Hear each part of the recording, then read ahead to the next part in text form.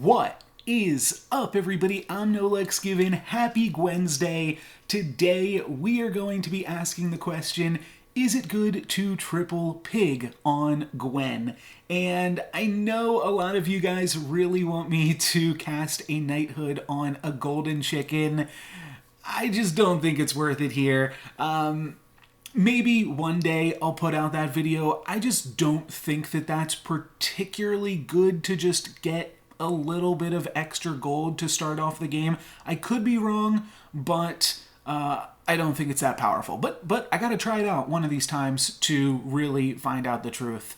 And I would have bought the golden chicken and then sold it for both of those units, and that would have allowed us to trade with this Humpty, so it would have saved us 3 health, and possibly could have been worth it.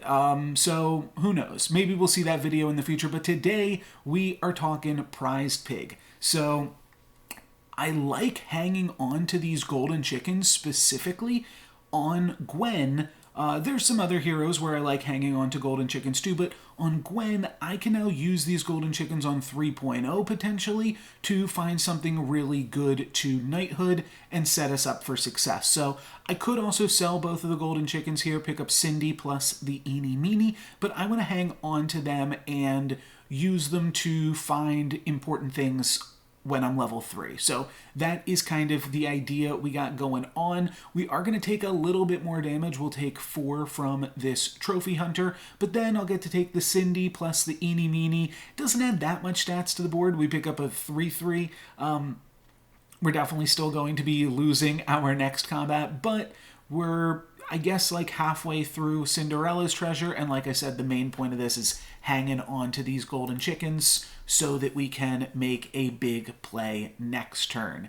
And up against the Horde Dragon, they actually don't have that much going on, but the Humpty Dumpty is going to do us in. There's a lot of egg gaming going on in this lobby, so we're going to take 3 and we're down to 30, and honestly, maybe the golden chicken was worth it. We've lost 10 life points already, and we might have lost 0 if we had just knighthooded a golden chicken. So, I mean, it certainly could have been worth it, but now I see the prized pig in this shop, and that's something I'm definitely willing to take a gamble on. A 612 is quite a big unit. Wonder Waddle is always scary, and it's really important to get the gold from the prized pig like the first turn you have it, because then you can use the 4 gold that you'll get from it to start to build up your other units, and then you can kind of snowball from there. So prized pig always has this thing where it's kind of like win more, but when it does work, it is absolutely fantastic. So I do think that knighthooding a prized pig, especially on 3.0, I mean, you get a 612.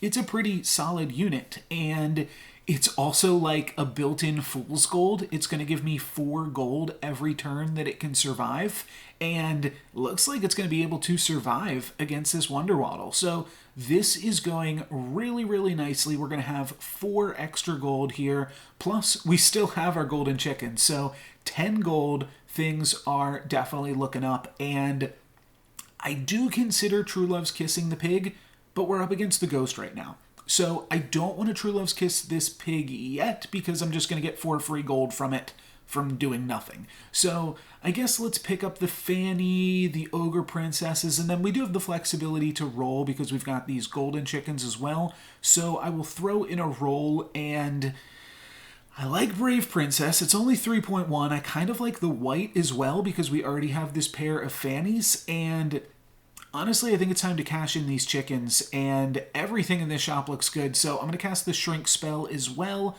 It's also just good with Cindy because it ticks Cindy down just a little bit.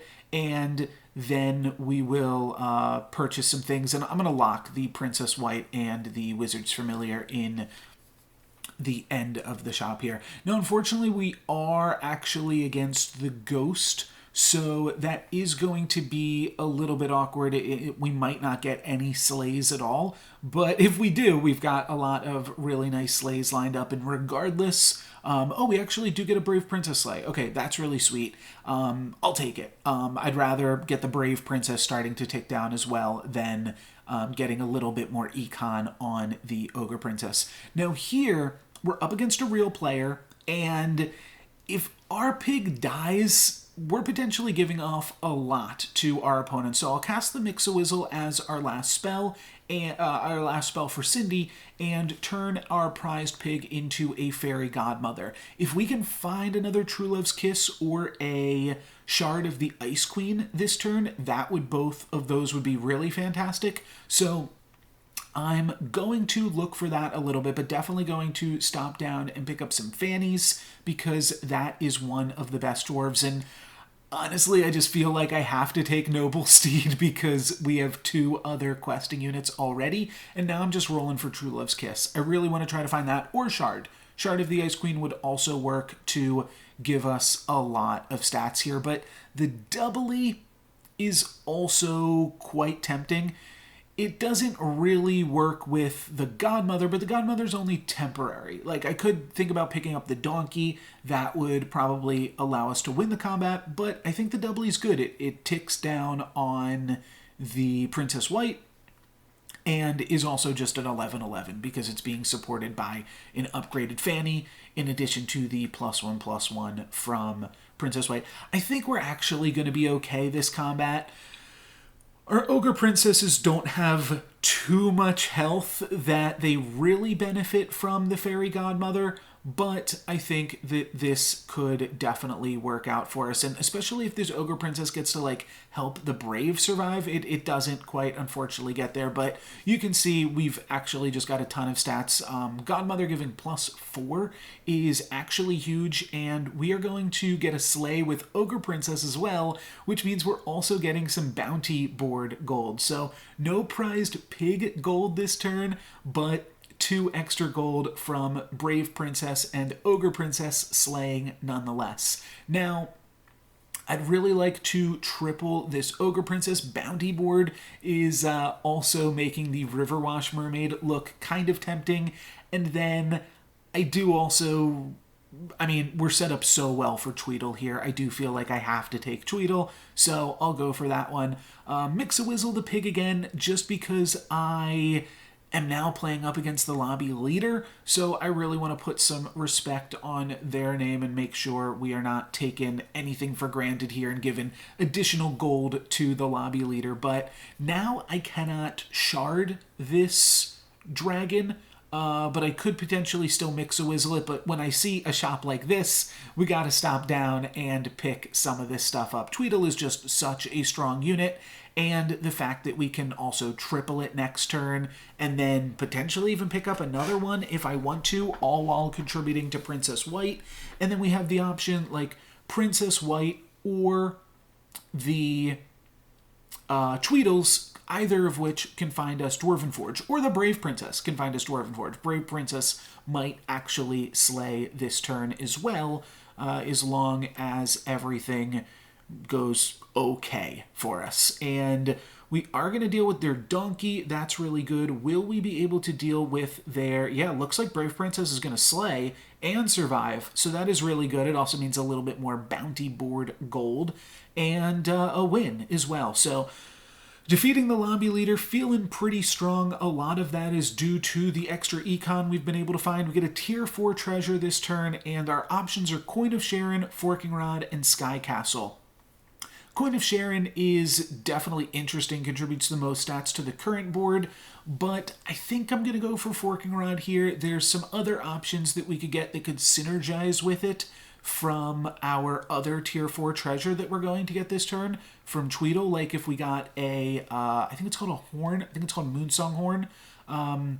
Reduplicator's cute with Tweedle, but I think the answer is just Coin of Sharon here, and Coin of Sharon actually works quite well with either of the dwarves that we're currently playing, so it is not the worst treasure for sure. And then probably just toss Bounty Board because we've got this Noble Steed to go along with our Princess White, and we only need to purchase 2 more dwarves, so might as well hang on to the Noble Steed for another second here. I'll go for Earthquake because it is a doubled Earthquake, and The end, not quite able to double that one though. That one's a little bit expensive, and it's hard to get ways to make your spells cost cheaper in the early game. Maybe we could get the Moonsong Horn from Princess White, but there's no dwarves in that shop, so it's not worth locking that shop, I don't think. Even for the XP when we're like a little bit ahead, it's just not exactly what I'm trying to spend my coin on at the moment. Does look like we are going to be powerful enough here to take down the, what's this character called? Snow Princess. And yeah, we are going to be able to do so. And we do so with extra gold from the pig. And now the pig isn't our strongest unit. Now the pig is only a tier 3 unit. I do consider Mix-a-Whizzling on the Tweedle because that would give us an upgraded tier 6 unit, but the Tweedle's just the strongest unit on our board and I don't want to lose it. So then I pick up a Tweedle and I get a tier 4 treasure from Princess White, and honestly it's nothing too crazy. Kind of wish I Mix-a-Whizzled when we see that shard. If I had found even like a good boy or something, we could have turned it into an upgraded level 6 unit. Possibly could have been worth it. I could have also Mix-a-Whizzled on the pig just because we're doubling it with the fork, but oh well. I'll pick up a Polywoggle because we are level 5 next turn, so that is coming up fast, and then I will triple a doubly, and unfortunately I kind of mess up a little bit here because I'd love to grab the Merlin's hat, but I don't want to lose the 6 of Shields right now. We just picked it up this combat, and I'm kind of like debating floating the treasure or not floating the treasure. I decide I don't want to float it because I want the Polywoggle, but I decide too late, so then I lose the 6 of Shields and I'm not able to pick up the Polywoggle, so my gold is wasted as well. So definitely a mistake there with just not having all the time I wanted to make the decision. But we still have our huge Tweedle. Let's see if that is going to be enough against my opponent's Friendly Spirit. I'm not sure that it's going to be. No. Oh, is that a doubled Friendly Spirit? Yeah, that gave a bunch of stats over to that Sleeping Princess. Oh, maybe it slayed. It must have slayed against the doubly. I think that's what happened. But now, at least, we've got cheap spells, and we're able to double our spells, so we could cast 4 spells off this Genie's Wish, start to pump a Wizard's Familiar. I'm not sure that's exactly what I want to do, but now XP looks really good, and now I'd be willing to spend my gold on it. And then we also just have the option of picking up the Polywoggle.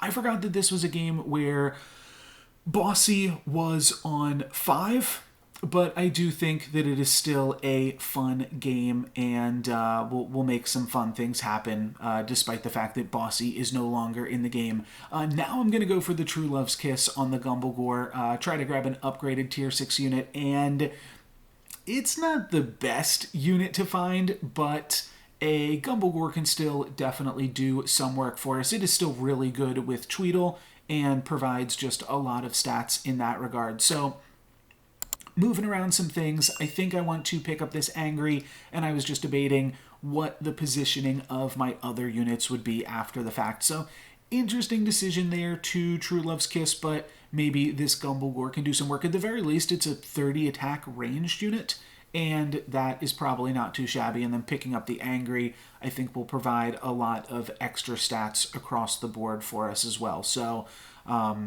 we'll see how that works out for us. If the non-upgraded Tweedle it's not going to be as big, but I'm not sure that it matters, especially against this Horde Dragon who has got a bunch of supports and a horn, but unfortunately that's not going to be enough for them. So we are going to take out the Horde Dragon here, and now again, I would certainly love to pick up XP. That would make us 6 immediately.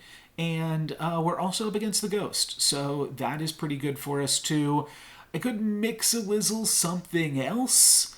It's a double cast. I don't really want to Mix-a-Whizzle anything here, other than like maybe the Gumblegore, maybe the Princess White.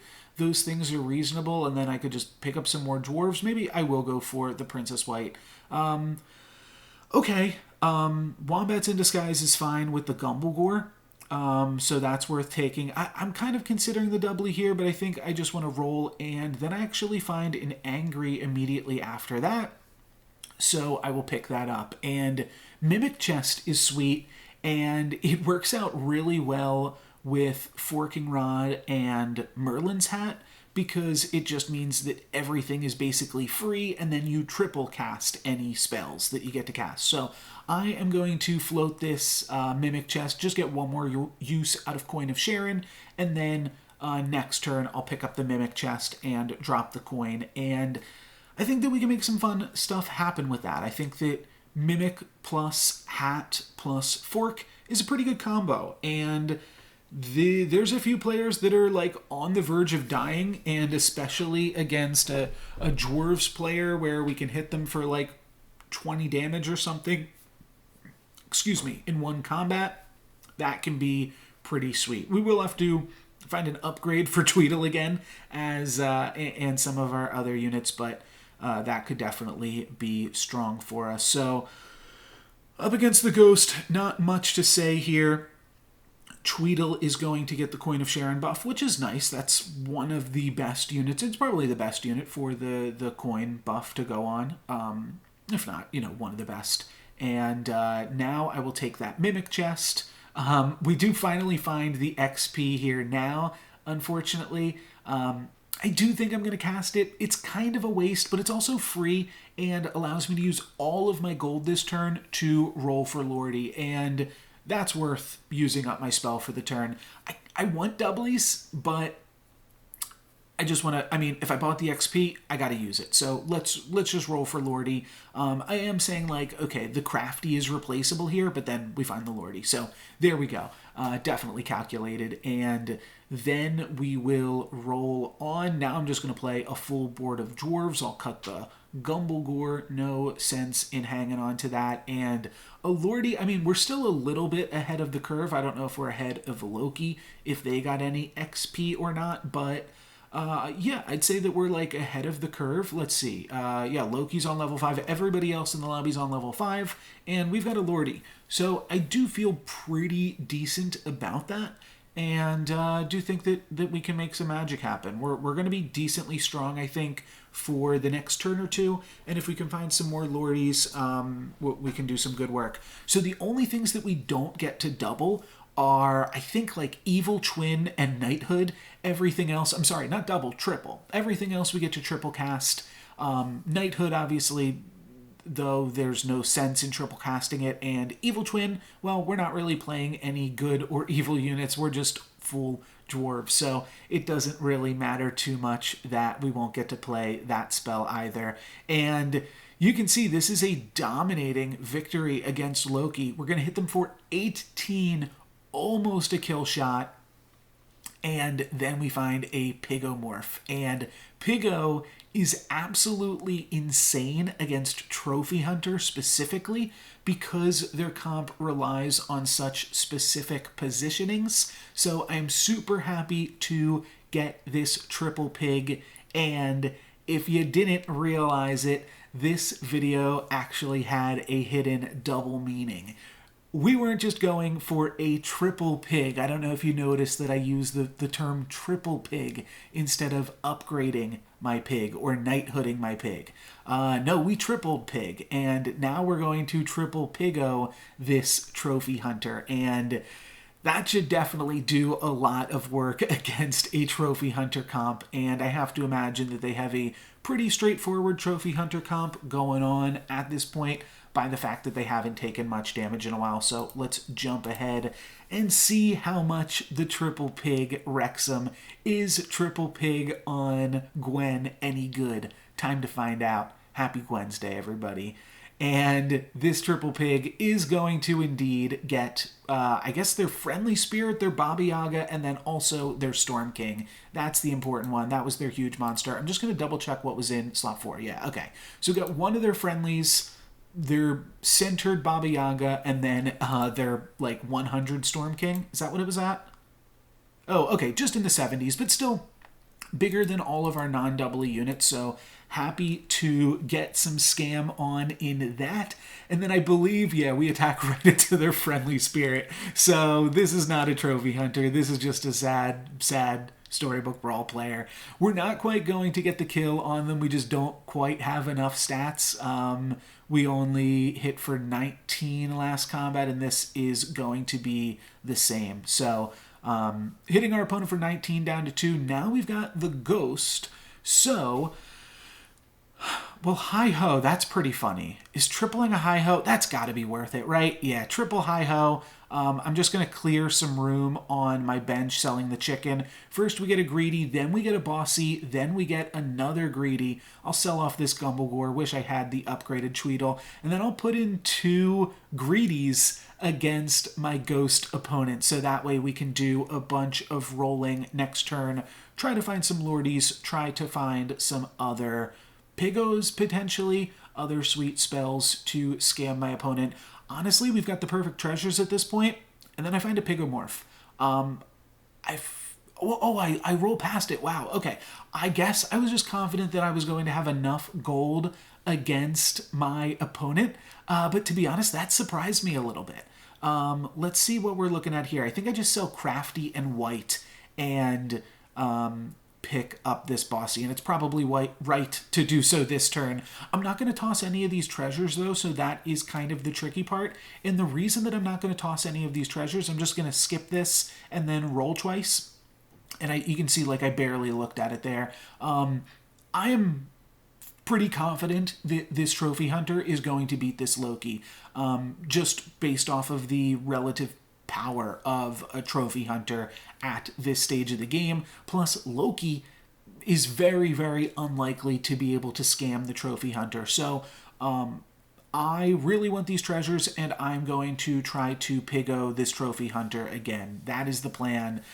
Does look like the Loki is emoting, so maybe the Loki was able to win. We'll see. But if it's the Loki, well, I'm not too worried. We're also going to have just a ton of gold from this fight, which is not to be underestimated. I think the Loki died, though. Yeah, okay, Loki's dead. Then we get a Drink Me potion. Oh, wow. Okay, so we're definitely going to be able to find Pigomorph, though not quite right this second. We'll have to take another look. Then we find the Pigomorph. Okay, there we go. And that is probably, again, just going to be enough to seal this combat off. Now I'll take a look for another Lordy. Still have a ton of gold with which to try to find it. I could replace a treasure now, just for the final fight. Like replace, I don't know, triple a greedy, and then I don't even know what I would take.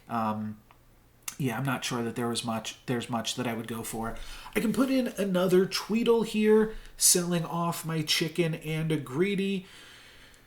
It's not the craziest thing in the world, but I decide I'm just going to roll for more Pigomorphs because I think that is just like the best thing that we can find, and then I actually find a Lordy. So I'll lock the Lordy in the shop for the next combat. If somehow the trophy hunter is able to make it out of this one and not hit us for the full damage, leave us with like 2 life points, then I won't mind picking up a Lordy and then rolling 5-6 times to try to find a Pigomorph. I think I'll be able to roll like 6 times after that because I'll have 6 gold for the turn. I can sell, yeah, I'll be able to roll 8 times to find a Pigomorph next turn if this goes sour. Let's just double check what we scam again. We get their full front line, so my opponent is left without any units that have Last Breath. I have to imagine that their remaining units there were Friendly Spirit and then 2 Grimsouls, and my doubly is bigger than their Storm King, so we really do not have too much to worry about here. This is going to be an easy win and going to allow us to win. And there you go. Happy GWENsday. That is how upgraded Pigomorph Triple Pig works on Gwen. And I do think, I mean, to talk about what the video was actually about, though, why you probably clicked on it, how good is Knighthooding a prized pig? I think pretty good, especially if you can get it on 3.0. There's a lot of flexibility. There's a lot of good units that you can Knighthood on 3.0 and either gain a gold or health advantage And I think Prize Pig is definitely one of them, especially if you win that 3.0 fight. That can be enough already to just win the game, because once you win one, you're going to be able to win that second one, and then you can really start to snowball with just that +8 gold from the early game. Really, really fantastic stuff. So that is going to be it for me today, guys. Hopefully you enjoyed. Well, not it today. There's one more GWENsday video coming in 12 hours. That's going to be it for this video. Thank you very much for watching. I'm NoLucksGiven. Peace.